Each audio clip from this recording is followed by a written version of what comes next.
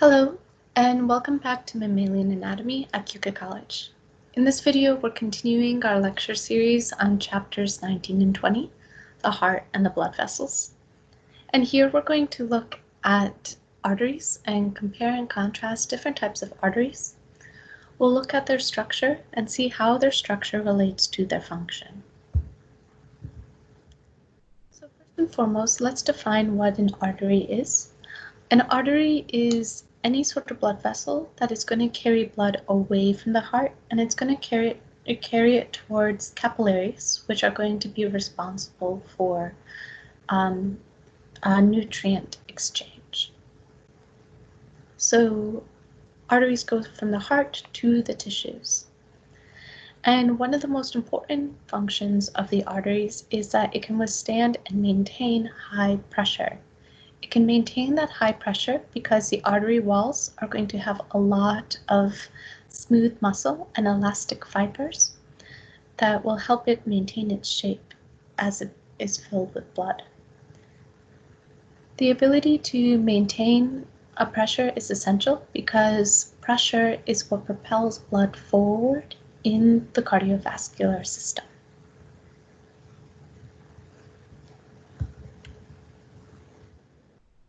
So we're going to talk about three types of arteries: elastic arteries, also called conducting arteries; muscular arteries, also called distributing arteries; and arterioles. So let's go through each of them together.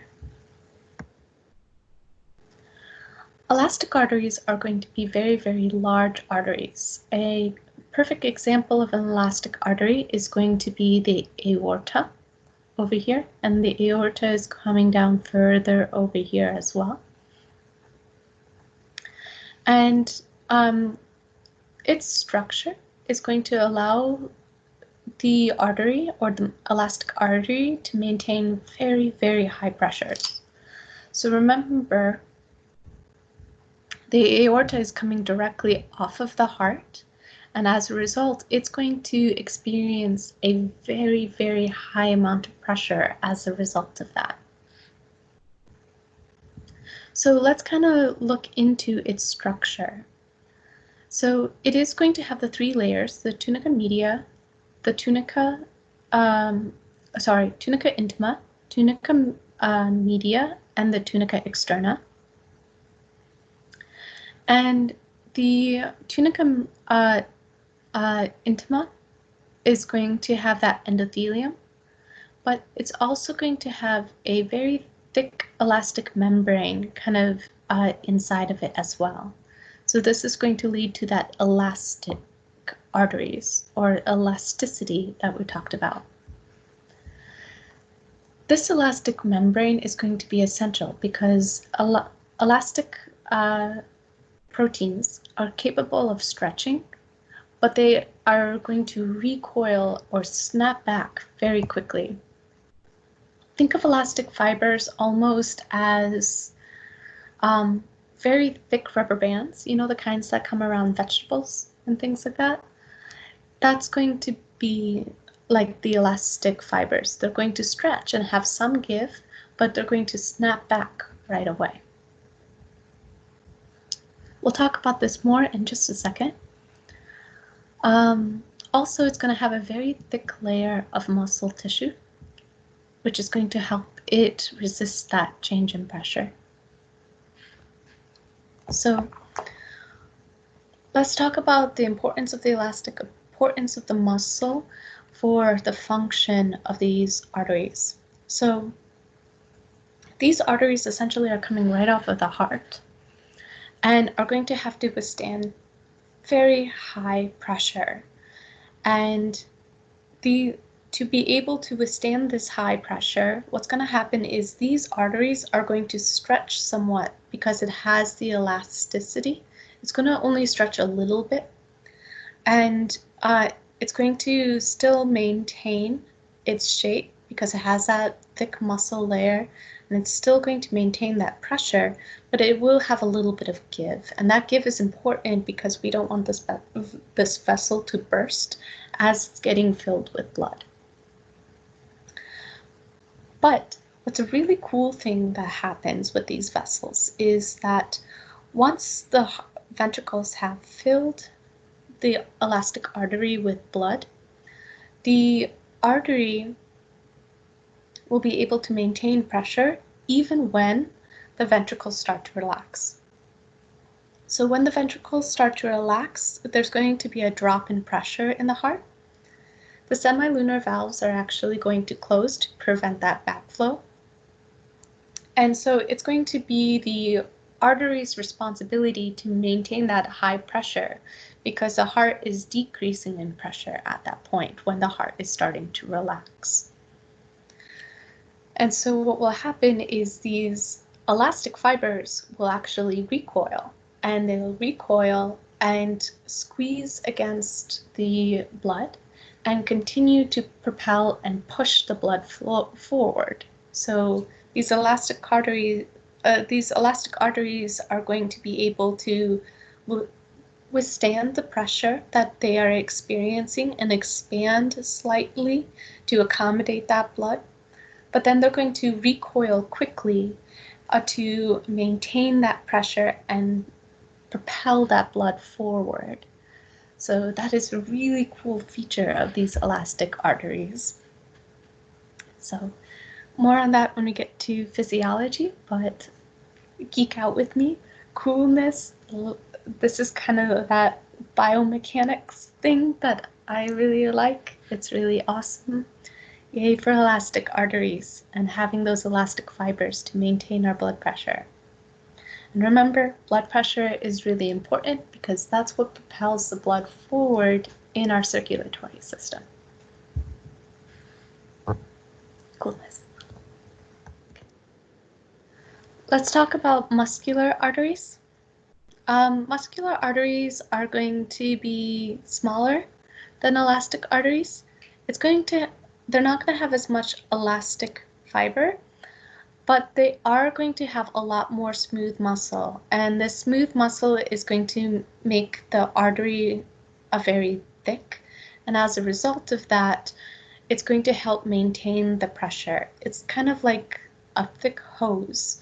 It's not going to stretch very much as a result of blood or fluid being in the vessel wall, and it's going to allow for that pressure to be maintained. And because we're maintaining that pressure, we can propel the blood forward as a result. And a major function of this is to distribute blood to skeletal muscles and internal organs. And another reason why this thick layer of tunica media is important is so that the vessels don't get squished very easily. We can continue moving blood forward even though it's going through and traveling through muscles and such like that. And the smallest arteries are going to be arterioles. Arterioles are really cool and they play a hugely important role in controlling blood pressure. These are just going to have the endothelium and smooth muscle of the tunica media. And they're going to be very tiny vessels, but they play a large role in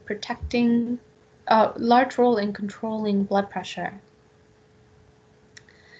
These, the smooth muscles in arterioles are able to expand and contract. And when they expand, what they'll do is they'll actually they'll expand through a process called vasodilation.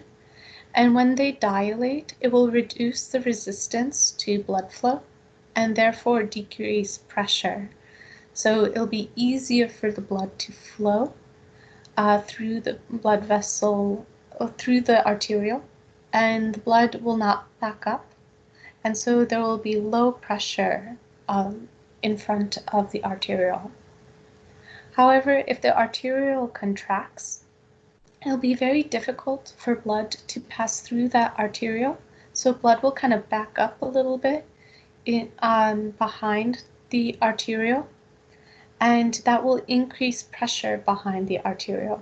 So this will actually play a hugely important role in regulating our blood pressure. So when the vessels dilate, our blood pressure decreases. When the blood vessels constrict, our blood pressure will increase. These arterioles also function to deliver blood to capillaries. And so we can actually control what area in our body will actually receive blood flow using these arterioles. We're not going to have enough blood to go to every single place, like at max volume everywhere. So we're actually going to control how much blood is going to particular regions of the body. So like if we're in a fight or flight kind of situation where our sympathetic nervous system is going crazy, we're actually going to constrict the arterioles in our digestive tract and limit blood flow to our digestive tract so we can redirect that blood to places such as our brain, our heart, our skeletal muscles. So we're able to deal with whatever stimulus initiated that fight or flight response. However, when we're relaxed and calmed down, blood vessels in our muscles and area are going to constrict and redirect that blood to other areas, such as like the kidneys to aid in urination, and the digestive tract to aid in digestion. So it'll redirect that blood to where it needs to go for that particular time being. So yay, arterioles. So we went over the 3 different types of arteries: elastic arteries, muscular arteries, and arterioles.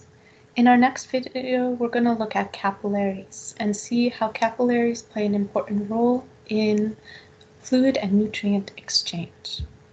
See you in the next video and have a great day. Bye-bye.